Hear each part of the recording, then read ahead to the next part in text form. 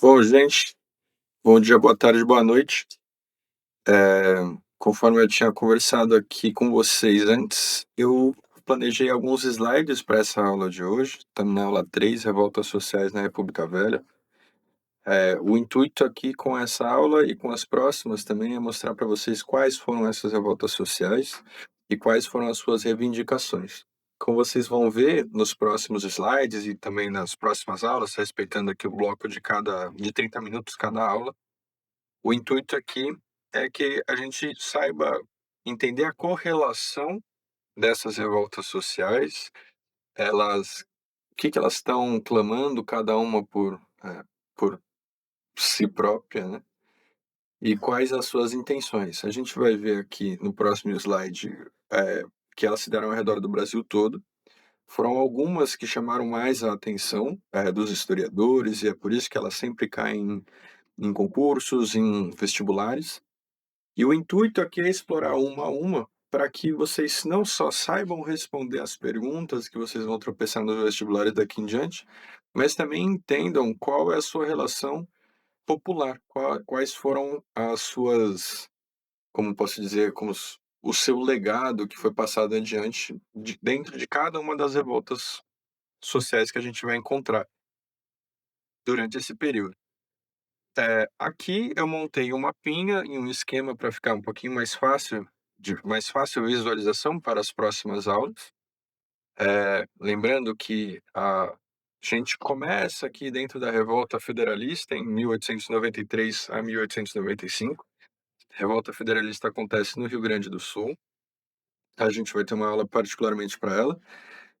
Nessa aula em particular, a gente vai chamar mais atenção para a Guerra de Canudos, e porque eu entendo que Guerra de Canudos ele é mais cobrado do que as outras revoltas. Também há uma intersecção muito forte com literatura por conta de Euclides da Cunha, que escreveu Os Sertões, e o livro é basicamente um relato sobre aquilo, então há uma intersecção entre língua portuguesa e história do Brasil interessante, que os vestibulares exploram muito. Tá bom. E aí, em seguida, a gente tem Revolta da Vacina, em 1904, no Rio de Janeiro. Revolta da Chibata, em 1910, também ali no Rio de Janeiro, perdão. E a Revolta do Contestado, que é essa bolinha que eu rabisquei nesse mapa, entre o Paraná e Santa Catarina, justamente numa terra contestada no interior do país. Então, repare que elas têm é, como é que eu posso dizer? Elas têm em si cada uma, claro, com a sua particularidade, mas são sempre revoltas populares, são sempre revoltas da população, clamando por um meio de organização, uma forma de conduzir a sociedade, uma forma de compreender o uso político da terra e dos recursos, e como a gente se organiza ao redor disso. Tudo isso eles têm em comum aqui. Acabei de notar que faltou uma linhazinha aqui para a revolta de Juazeiro, que fica ali no Ceará, na bolinha ali, bem ao sul do Ceará, já na fronteira com Pernambuco, que é a revolta do Padre Cícero. Acabei não colocando aqui. Esse mapa, gente, é o mapa do IBGE. Eu peguei o mapa político atual do IBGE lá e fiz esses grifos aqui para que vocês pudessem se localizar conforme a gente for falando das revoltas, tá bom? Vamos para o próximo slide. Aqui eu fiz uma linhazinha do tempo e fiz no intuito de que vocês pausem, printem, anotem, que eu acho que fica mais fácil de visualizar onde a gente está, qual presidente é responsável em qual momento. Eu acho que isso fica de mais fácil compreensão aqui, né? Então, como eu falei nas aulas anteriores, a gente tem duas revoltas da Armada. Essa segunda revolta da Armada começa em 1893, bem aqui no começo da linha do tempo, que a gente comentou um pouquinho na aula passada. Temos a Revolução Federalista, que se dá no Rio Grande do Sul, também conhecida como Guerra da Degola. A gente vai dedicar a próxima aula para entender ela. Nessa aula aqui, é entender essa Revolução Federalista e a Revolta da Vacina, que são, enfim, formas, cada uma, que nem eu falei anteriormente, cada uma com a sua particularidade, né? Eu estou pensando aqui se eu faço uma aula por revolta para ter um pouquinho mais de espaço para explorar os temas com um pouquinho mais de profundidade para vocês, tá bom? Nessa aula a gente vai falar particularmente da Guerra de Canudos, 1896 a 1897, depois a Revolta da Vacina, no Rio de Janeiro, depois a Revolta da Chibata, que também foi fundamental na Constituição, como é que eu posso dizer, popular, do agir político da população, de como que a gente pode enfrentar essa elite oligárquica burguesa que controla o país e sempre controlou através de todos os seus representantes. Tá certo? Aí Revolta de Juazeiro em 1914 e, por fim, a Guerra do Contestado, ali em Santa Catarina, Paraná. Já no final ali, entre 1912 e 1916. Tá bom? Aqui embaixo eu coloquei os presidentes. Então, nessa aula a gente vai ver a atuação do presidente Prudente de Moraes. E a atuação lembrando, né, o presidente de Moraes é o nosso primeiro presidente eleito, digamos assim, né, depois da República da Espada. Prudente de Moraes corresponde aos processos republicanos da época e é colocado como o primeiro presidente do Brasil nessa época, tá bom? É ele que vai lidar com a revolta e com a Guerra dos Canudos nesse momento. E eu aqui trouxe umas imagens, procurei colocar menos texto e um pouco mais de imagem para a gente ter um pouco mais de profundidade naquilo que a gente está analisando. Essas fotos que vocês vão ver nos próximos slides constam no Museu da República. Essas fotos são de Canudos, da região de Canudos, e essas fotos foram fotografadas durante a incursão da República Brasileira,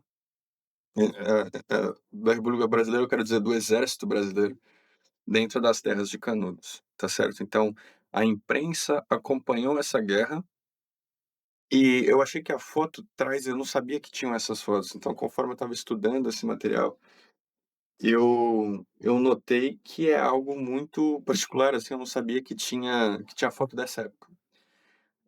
Então eu vou só zapear entre uma foto e outra para vocês terem um pouquinho mais de panorama, para a gente entrar efetivamente no no assunto da própria guerra em si. Essa é uma foto real, essa aqui, né, essa primeira.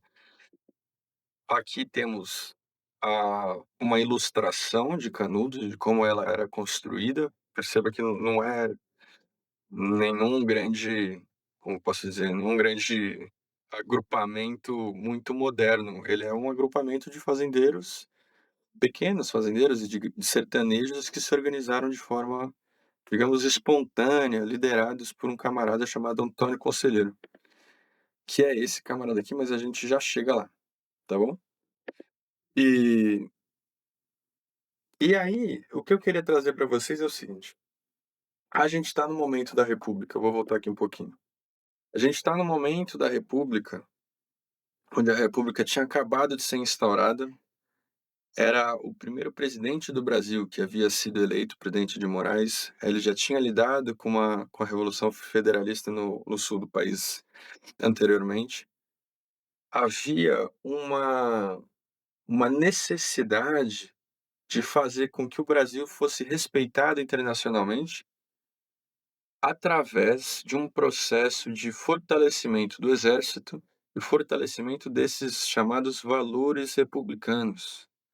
Então, vejam só, eu acho que é importante que a gente tenha em mente nesse momento que, com a proclamação da República e como todo o processo histórico onde há uma ruptura de uma forma de organização do governo, uma ruptura de forma de organização estatal ou controle populacional, há uma repressão muito forte do Estado frente aos seus civis. Isso não é só visto no Brasil, isso é visto mundo afora, que o intuito aqui é que a gente explore um pouquinho mais do que aconteceu no nosso país. Nesse caso, com a república que tinha sido acabado de ser proclamada, mesmo que fosse por uma pequena parte do exército, uma pequena parte da elite brasileira, pequena parte, eu digo assim, dos brasileiros como um todo, há uma elite oligárquica minoritária e que governa para ela mesma e que, nesse intuito de governar para ela mesma, se abraça em questões de independência do país, e se abraça em questões positivistas. Isso é importante, a gente vai ver isso ao longo do caminho. Eh, a positivismo, né, lembrando só que, a origem daquele pensamento filosófico que ilustra a nossa bandeira, a ordem e o progresso, há uma vontade da República Brasileira de se firmar ao internacional, de fazer questão de mostrar para o mundo que, ora, aqui é um novo lugar, metropolitano, industrializado, é onde a gente vai fazer de tudo para mostrar para o mundo que a gente é uma nação respeitável. Isso vindo, e é lógico, dentro da minha ótica, de cima para baixo. Há uma imposição de valores republicanos importados da Europa, muito inspirado na Constituição norte-americana de 1780, se eu não me engano. E há uma noção de fazer do Brasil algo similar ao que ocorreu nos Estados Unidos, inspirado na mesma Constituição. Em determinado momento, nessa fase que nós estamos falando, o Brasil se chama Estados Unidos do Brasil, inclusive. A bandeira, ela é muito muito similar, a gente vai ver isso ao longo das próximas aulas. A bandeira do Brasil é muito inspirada nesse momento na bandeira dos Estados Unidos, ou seja, há uma vontade dessa oligarquia representada por todos esses presidentes que a gente está vendo aqui embaixo nesse slide, que a gente seja um país respeitado. Só que, no Brasil, por ele ter essa dimensão, vou até voltar no slide aqui, essa dimensão litorânea gigantesca, não é à toa que na Constituição do nosso país a gente tem as principais capitais voltadas para o litoral. Então, se você notar, Porto Alegre, Florianópolis, Curitiba, São Paulo, Rio de Janeiro, Vitória, Salvador, Aracaju, Maceió, Recife, João Pessoa, Natal, Fortaleza, São Luís, Belém, Macapá, todas essas capitais são cidades portuárias e que, com o passar do tempo e com essa transição de economia colonial, economia essa da cana-de-açúcar, com a abolição da escravidão, há uma alternância de economia brasileira, onde a gente deixa de dedicar tanto esforço, tanto trabalho humano, tanto recurso para a produção de açúcar, e a gente começa a ter uma transição para a economia cafeicultora. É diferente, é uma outra forma, outra cultura, uma outra forma de organizar a economia brasileira, e há todo um trânsito interno de pessoas, de força de trabalho mesmo, que saem do interior do país, de Minas Gerais, interior da Bahia, interior de São Paulo, perdão, interior do Mato Grosso, etc. E essas pessoas todas migram direto para o sudeste do país ou até para o nordeste, ali mais próximo das cidades portuárias, na expectativa ou de uma melhoria de vida, arranjar algum tipo de emprego na metrópole, arranjar algum tipo de estadia, de moradia, uma melhora de vida um pouco mais significativa. Só que o que essas pessoas encontram na cidade?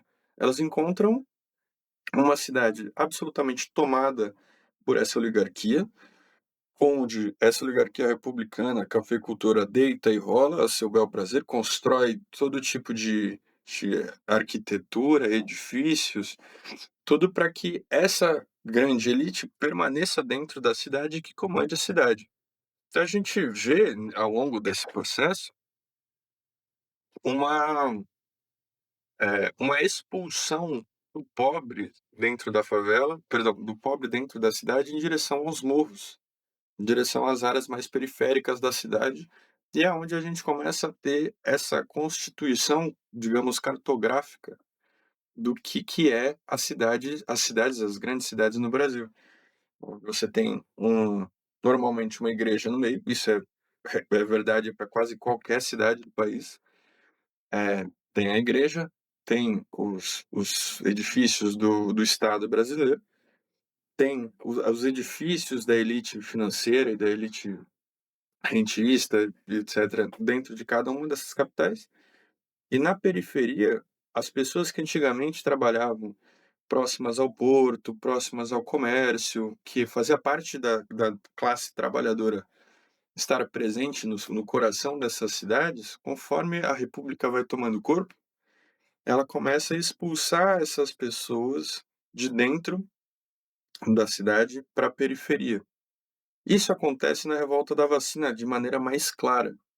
É onde a gente tem um processo de expulsão das pessoas que moravam ali nas moradias mais simples dentro da capital do Rio de Janeiro, e as pessoas saíam para trabalhar e, eventualmente, voltavam para casa e a casa tinha sido destruída, tinha sido derrubada.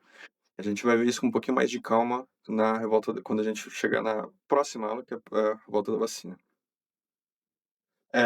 E é nesse processo onde a gente nesse momento aqui, nessa fase histórica, nesse recorte temporal, onde a construção da nossa cidade começa a se dar, começa a aparecer. Uma forte presença financeira, uma forte presença burguesa mesmo dentro da metrópole, da expulsão da classe trabalhadora, do mesmo convívio, tá certo? Pensando muito que no pós-escravidão muita mão de obra ficou disponível, essas pessoas saíram das fazendas onde elas eram escravizadas e foram morar nas cidades, e chegam nas cidades e ainda têm que lidar com essa situação de não poder fazer parte como é que eu posso dizer, da vida urbana, porque o republicanismo tinha uma orientação, como é que eu posso dizer, de Belle Époque.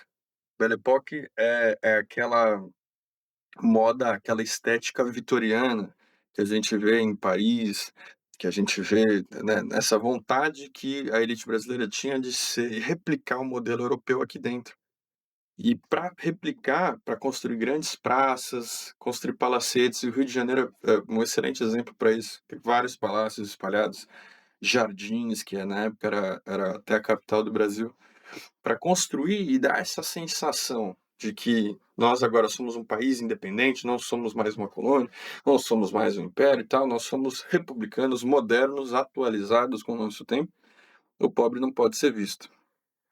E é nesse momento, entre, aqui, revoltas da Armada, esse momento de pós-abolição, há uma influência muito forte de uma imigração exterior, uma migração dos italianos, imigração alemã, imigração portuguesa também, imigração japonesa, tanto para o sudeste quanto para o nordeste brasileiro, no Pará, com na expectativa de embranquecer a população.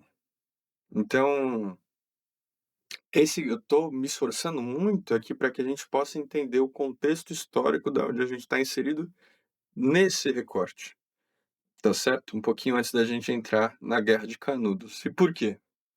Porque Canudos, conforme eu já tinha antecipado um pouquinho, ela fica numa região do semiárido nordestino brasileiro, numa região onde ela não é urbanizada e ela não tem presença estatal.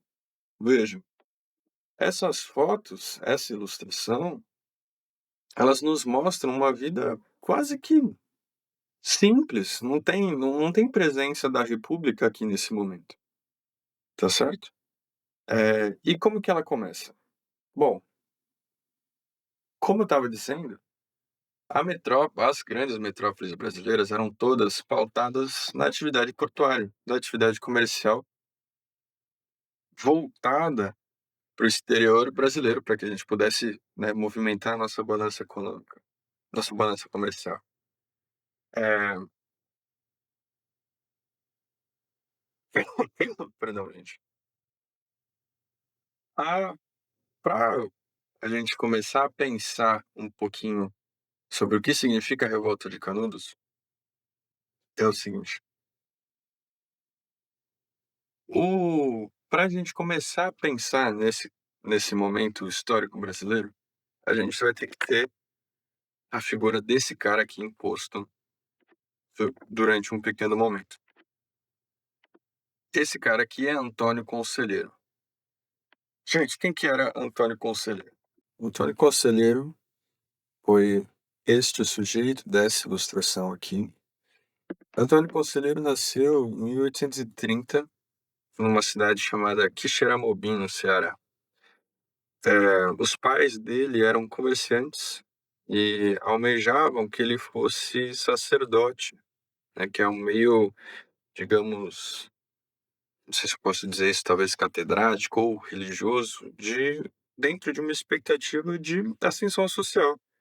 Era um jeito que os pais tinham de esperar que o filho pudesse ter um pouco mais de condição, né, e subir socialmente falando, ter mais acesso a tudo, né.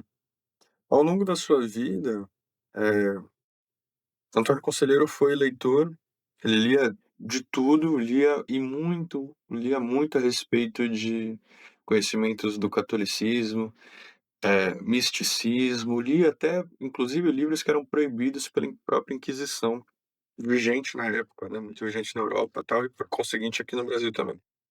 Ele foi professor, foi caixeiro, foi escrivão, até que em determinado momento ele é preso, acusado injustamente de,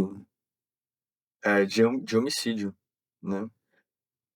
Dizem aí, dentro das fontes que eu fui estudar, dizem inclusive que ele foi traído pela esposa dele junto com um soldado do exército brasileiro da época.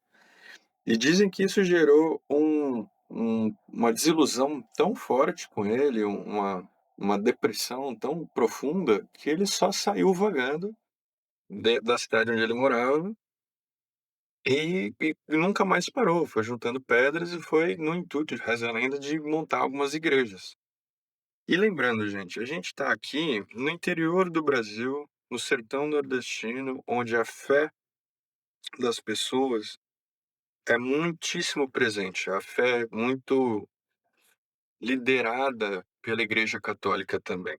Então, nesse momento do Brasil, existe esse misticismo e esse messianismo, essa palavra é importante, essa noção de que existem algumas lideranças, que são, digamos, vistas como abençoadas, e como homens santos, entre aspas, enviados para cuidarem dos mais pobres, né. E Antônio Conselheiro começa a reunir pessoas que estão fora do escopo, assim, fora do alcance da república, eles estão fora da preocupação da república, né. O Estado brasileiro não se estende até o interior, ele basicamente, até agora, se limita ao litoral brasileiro, às grandes fazendas e ao grande ciclo de exportação, que é o que mantém toda essa oligarquia rica, poderosa e que mantém a nossa atividade econômica da época fluindo. Então, Antônio Conselheiro, sendo um cara que estudou muito a Bíblia, que estudou muito todas as passagens, ele começa a reunir pessoas que são deixadas de fora, que estão presentes no sertão nordestino e que começam com ele a viver uma certa vida nômade. E dentro dessa vida, entre aspas, nômade, muito pautada pela seca, pela dificuldade de plantação, por um esforço muito forte de manter o gado que utilizado para suas atividades econômicas vivo, ele começa a liderar um movimento que acaba sendo culminado no Arraial de Belo Monte. Arraial de Belo Monte, na verdade, quer dizer Canudos, que é a própria cidade onde que a gente está aqui estudando. Desculpa, a gente, tô com uma tosse chata. Eh, e dentro dessa da dentro da Guerra de Canudos, há uma sensação de que, bom, se a gente não olhar para si, se a gente não se cuidar, se a gente não se organizar de forma estrutural, de forma orgânica, o Estado não vai olhar para a gente e ele já não olha, ele já não está aqui. E veja bem, gente, olha onde eles moravam. Uma cidade, um lugar absolutamente, assim, simples, onde cada um depende do assim, o indivíduo depende do coletivo. Esse aqui é o meu povo, tá? Então, essencialmente, o que a gente está querendo, o que Canudos e o que Antônio Conselheiro começa a pregar, era que ele, como uma pessoa com muita fé, uma pessoa católica, começa a organizar a sociedade dos seguidores que vão cada vez mais eh, se reunindo e se juntando com ele, um modo de vida comunal. Um modo de vida onde existe uma distribuição da produção econômica do coletivo e retorna ao coletivo. Veja, não é necessariamente uma sociedade idêntica, uma sociedade absolutamente igualitária. Claro que não, existem responsabilidades, existe um nível de hierarquia, mas essencialmente, quando uma pessoa se filiava ao Arraial do Belo Monte, se filiava ao, eh, a a Canudos e a Antônio Conselheiro, ele recebia essa pessoa já recebia um pedaço de terra, recebia alguns animais para poder começar a sua atividade de fazenda, e recebia uma casa para poder, né, pra poder morar.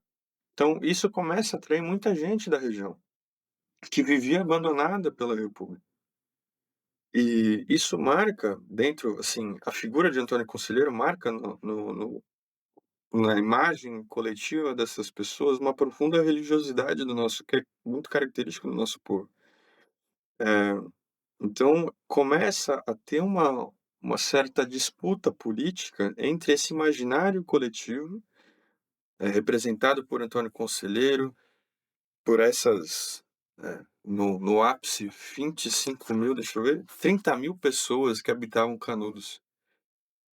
Isso é quase, se eu não me engano, é quase um estádio de futebol inteiro cheio, só de sertanejos que se juntaram com Antônio Conselheiro e começaram a entender que a forma que eles viviam era a forma melhor, era uma forma que trazia benefícios para a vida deles, era uma forma alinhada com a Igreja Católica, alinhada com a religiosidade presente até hoje na região, em conflito com essa perspectiva política de uma república da auto-oligarquia, de uma república positivista.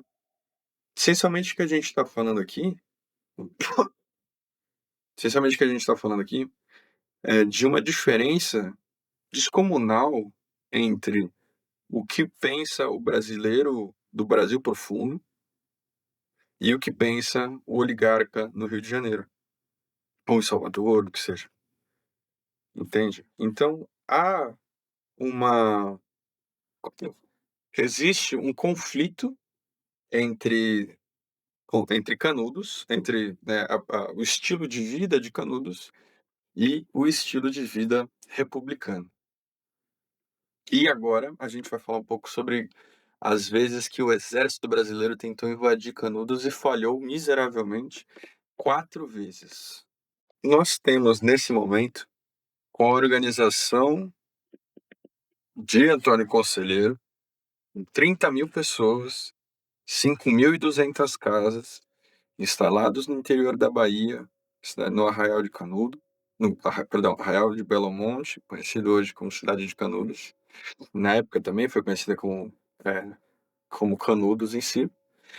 Temos esse assentamento aqui, que eu acho que essa ilustração fixa muito bem a ideia do que era, né? Essa era a grande ameaça à república. Essa formação social começa a chegar, nos ouvidos das autoridades locais, né? Na delegacia, o próprio exército, eventualmente as pessoas acabam ouvindo do movimento do Antônio Conselheiro e começam a se incomodar com isso, até que o exército brasileiro, isso chega em Salvador, isso chega eventualmente no Rio de Janeiro, e o exército brasileiro, e resguardados por esse raciocínio republicano, que deveria ser uniforme, todo mundo deveria estar reunido junto da república e etc, para que a gente demonstrasse força internacional. Você tinha no interior da Bahia algo extremamente, como é que posso dizer, uma organização popular que não correspondia e sequer adotava a república. Antônio Conselheiro era extremamente crítico à organização da república tal da maneira tal qual ela foi colocada, inclusive, principalmente, porque Antônio Conselheiro entendia que a separação da igreja e do Estado era algo, como é que eu posso dizer? Pecaminoso, era algo errado, não batia com aquilo, com a cosmovisão de Antônio Conselheiro. Não estava de acordo com o que ele vivia e com o que ele pregava em Canudos. Eh, mas não demorou muito para que os republicanos começassem a taxar Antônio Conselheiro como eh, como é que eu posso dizer? Como um monarquista. E não era exatamente isso o ponto dele, mas como os republicanos e a elite ocupada nesse lugar, né, maquiada com esses trajes republicanos, essa elite econômica começa a se incomodar, começa a taxá-lo como inimigo, e aí começam as incursões do Exército Brasileiro na cidade de Canudos. A primeira incursão, tanto quanto a segunda, foram absolutamente destruídas pelos moradores de Canudos. E os soldados presentes dentro da primeira incursão, que foi pequena, até a segunda incursão, que foi um pouquinho maior, com alguns fuzis, os sertanejos saem vitoriosos. E como a gente está falando de um momento de Brasil onde a República não chegava ali, a, a organização social dependia muito da organização local, das lideranças locais, seja de Canudos, seja de qualquer outra cidade, como Juazeiro, onde ocorre justamente o episódio onde Antônio Conselheiro diz que havia feito um pagamento sobre algumas madeiras para as construções das casas para comerciantes de Juazeiro, no Ceará, e os moradores de Juazeiro o acusam, né, Antônio Conselheiro de não ter pago.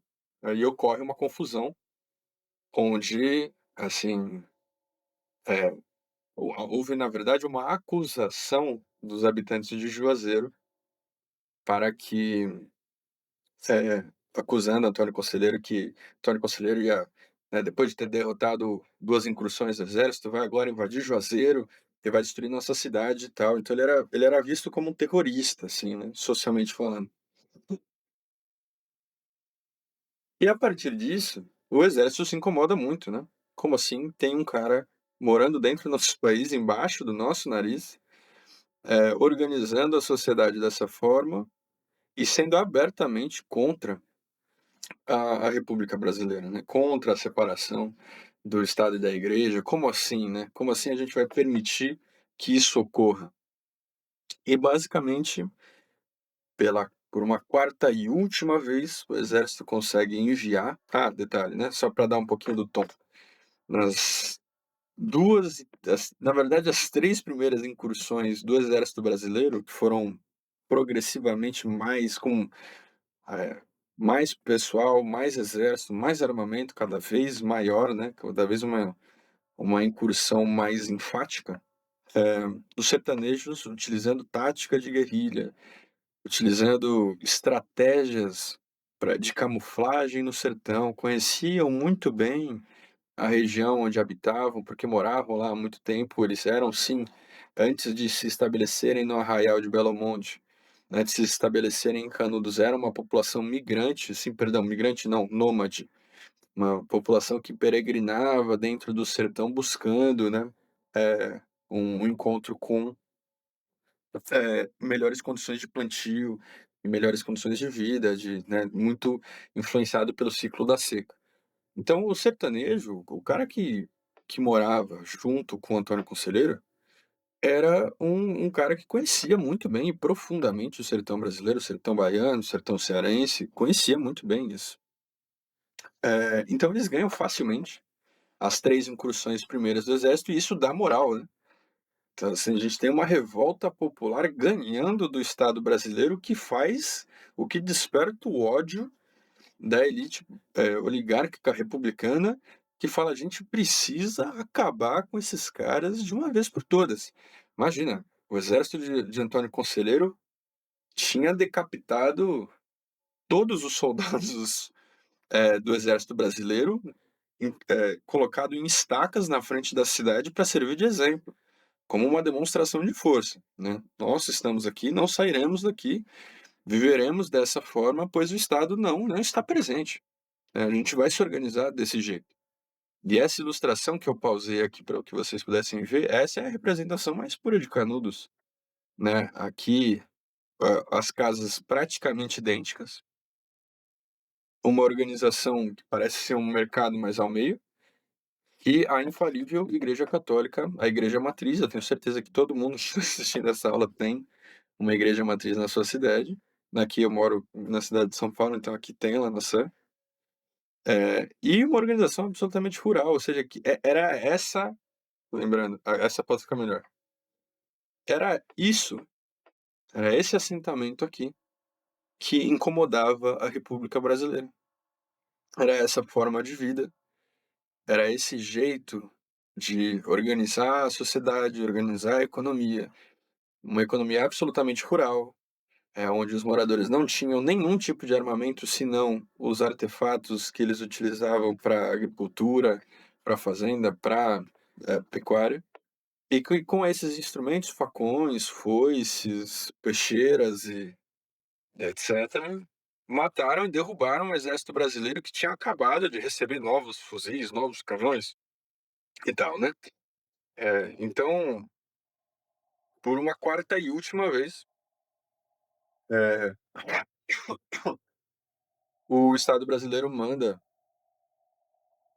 canhões que haviam 2 ou 3 canhões que haviam sido usados na Guerra do Paraguai, envia um corpo de exército ainda mais parrudo, e com fuzis cada vez assim, fuzis e metralhadoras, no intuito de destruir Canudos, porque assim, a gente não, na cabeça do republicano, na cabeça de Prudente de Moraes, não havia a concepção razoável de que exista um cara que parece com um messias, algum tipo de messias, barbudo desse jeito, mal vestido, um sertanejo na cabeça desses caras da elite cafeicultura paulistana, não vai ser um cara como esse que vai nos afrontar e que os derrota 3 vezes dentro do próprio país.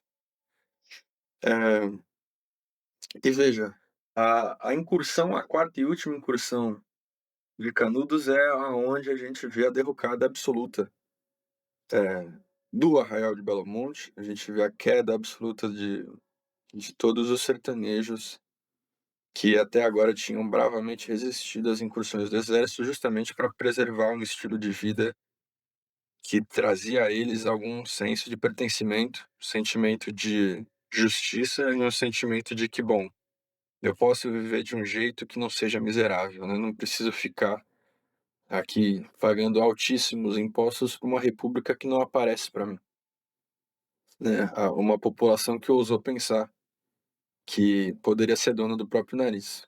E em prol da república, da modernidade, da atualização, da metrópole e da recém-república formada brasileira, a gente chega a a gente chega nessa foto aqui.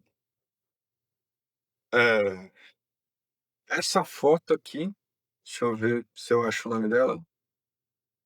Ah, essa foto aqui inicialmente chama Os 400 Jagunços. Essa foto aqui foi tirada imediatamente após a queda de Canudos. Nesse momento aqui, a gente está vendo todos, assim, todo as outras pessoas que não participaram ativamente da guerra.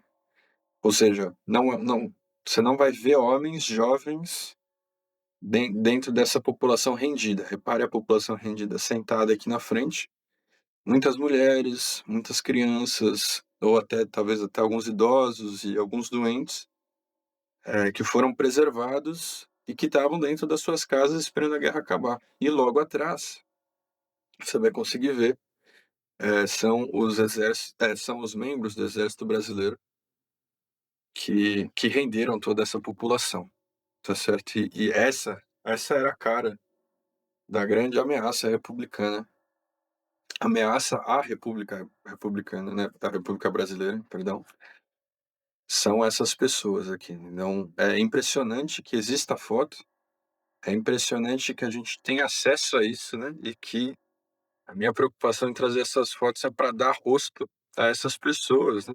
Tinha um nome, tinha um sobrenome, eh, e vejam, né, naturalmente, eh, não são pessoas brancas postas aqui, rendidas dessa forma, né. Então, para a cabeça do exército, para a cabeça do Prudente de Moraes, para a cabeça do que se iniciaria agora como República do Café com Leite, eh, o Antônio Conselheiro representava essa alegoria aqui. Isso aqui é uma charge,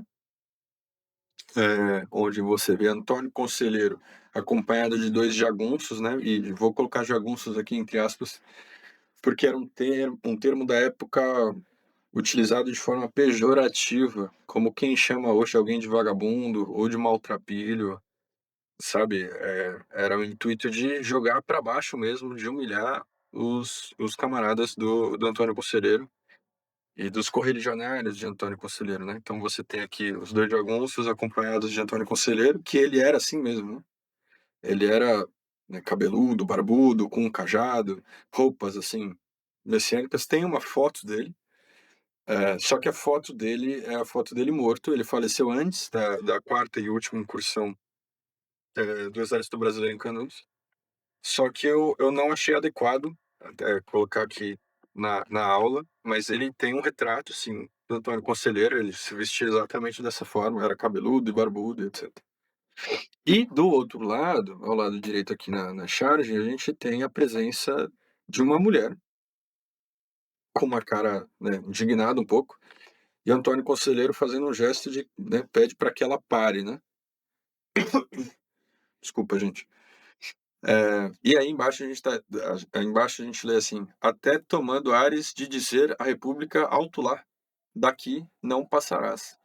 Então é como quem produziu, quem desenhou a charge, está interessado em mostrar Antônio Conselheiro como uma grande obstrução à república, como um grande obstáculo à modernização da república, que é representada nessa figura feminina, que também, até hoje, consta nas notas de dinheiro aqui que a gente carrega de 5, 10 reais, etc. É o rosto dessa personagem fictícia, imaginativa, no que representa a nossa república. Então, para quem não sabe, república vem do latim res publica, que significa coisa pública. Então, aqueles que se dizem republicanos, eh, acho que esqueceram de incluir na concepção de público Antônio Conselheiro, seus correligionários e todas as outras revoltas que a gente vai passar nas próximas aulas. Tá bom, gente?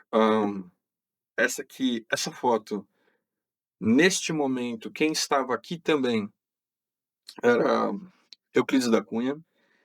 Eh, Talvez você já tenham tropeçado com esse nome. Ele escreve, na época, Euclides da Cunha, ele havia se formado como engenheiro militar. Ele vira jornalista da Folha de São Paulo, da Folha não, perdão, do Estado de São Paulo. Jornal esse que nós conhecemos hoje como O Estadão.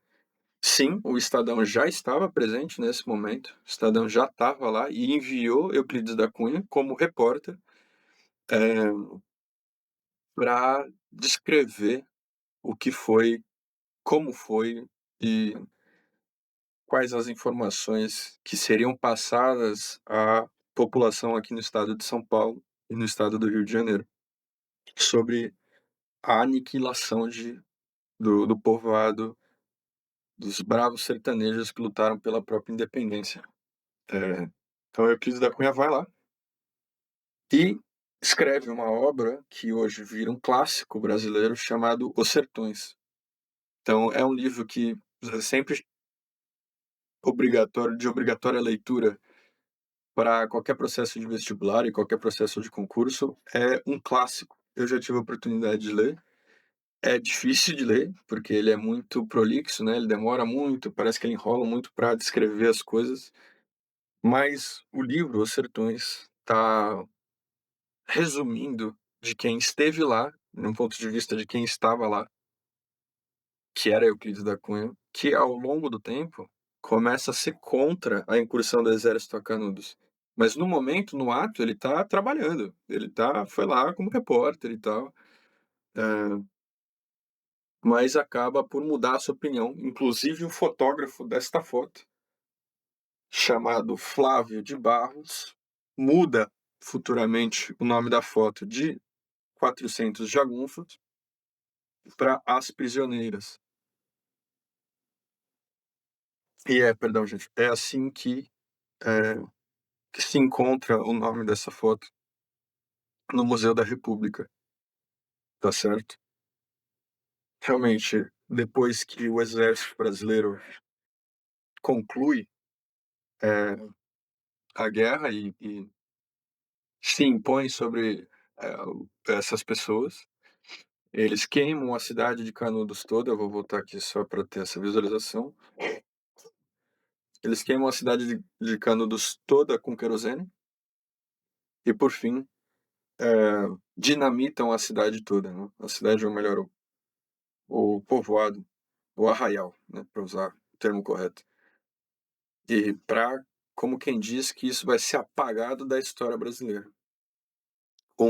Lembrando o grupo de sertanejos de 30.000 pessoas, de 5.200 casas, localizadas no interior da Bahia, que procuravam uma uma organização para poder sobreviver à seca e sobreviver às condições que foram impostas a eles, já que a república não o fazia.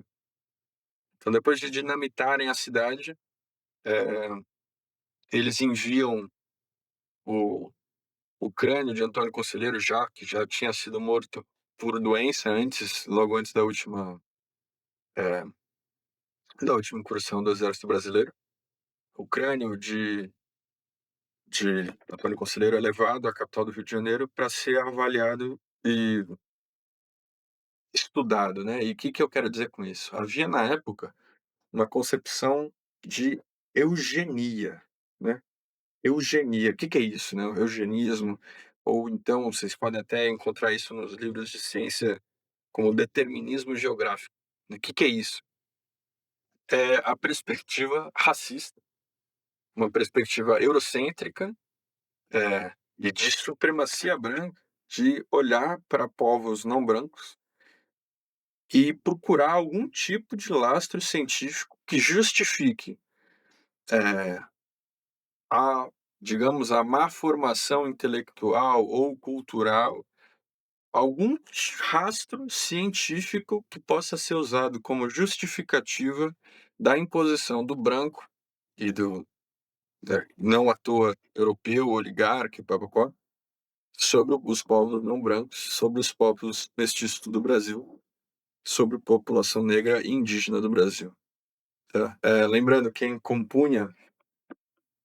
eh, quem compunha os correligionários e as pessoas que moravam em Canudos, no Arraial de Belo Monte, eram pessoas de toda sorte, eram pessoas, indígenas, eram ex-pessoas escravizadas, eram sertanejos, eram pessoas em migração, pessoas nômades, era um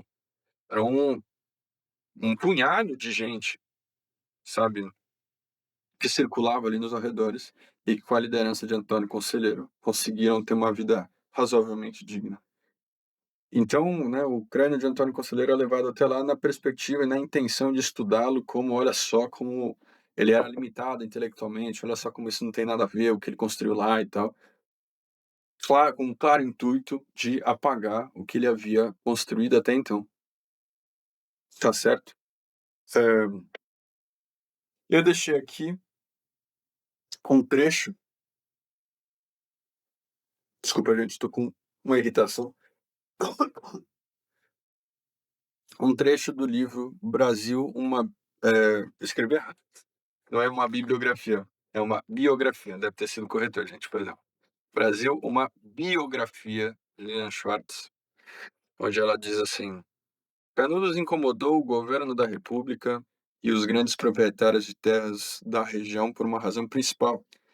Era uma nova maneira de viver no sertão, a parte do sistema de poder constituído. É certo que o arraial não chegou a representar uma experiência de vida igualitária. No desenho urbano da comunidade, bem como a distribuição de tarefas e as relações sociais entre seus membros, indicava que as hierarquias sociais não foram eliminadas, mas é certo também que se tratava de uma experiência social e política distinta daquela do governo central republicano. Vou ler aqui também uma outra parte, que é o parágrafo seguinte, que eu não daria para colocar tudo aqui para vocês, mas isso aqui centraliza bastante a ideia. É, e aqui no segundo parágrafo que eu vou ler aqui para vocês também diz respeito ao o que era Canudos e como ficou gravado, né? O trabalho no arraial baseava-se no princípio de posse e uso coletivo da terra, e na distribuição do que nela se produzia. Tudo que lá chegavam recebiam gratuitamente uma porção de terra e iam para onde viver e trabalhar. Haviam plantações diversas, criação de gado, animais de montaria e fabricava-se couro curtido. O resultado da produção era dividido entre o trabalhador e a comunidade. A autoridade religiosa do conselheiro não dependia do reconhecimento da Igreja Católica. E Canudos não estava submetido nem aos proprietários de terra, nem aos chefes políticos da região. Representava um elemento perturbador no mundo dominado pelo latifúndio. Então, quis com isso ilustrar o que era Canudos e por que isso irritava tanto, né, a elite brasileira. Para quem se interessou, para quem tem curiosidade de buscar outras fontes, não só recomendo esse livro aqui, caso vocês encontrem em Brasil uma biografia, tá? Aqui está escrito errado, biografia de Lilian Schwartz. Mas, para quem curte música, a música Súplica Cearense do Rapa conta exatamente essa história, de tão marcado que ficou essa experiência, né? A gente tem essa música que é maravilhosa, tem o grande clássico brasileiro Sertões, de Euclides da Cunha, e opa, estão na pra próxima aula. Enfim, gente, é isso. Vou encerrar por aqui. Espero que você tenha gostado. Espero que não tenha ficado muito longo. E vamos que vamos. Até a próxima aula.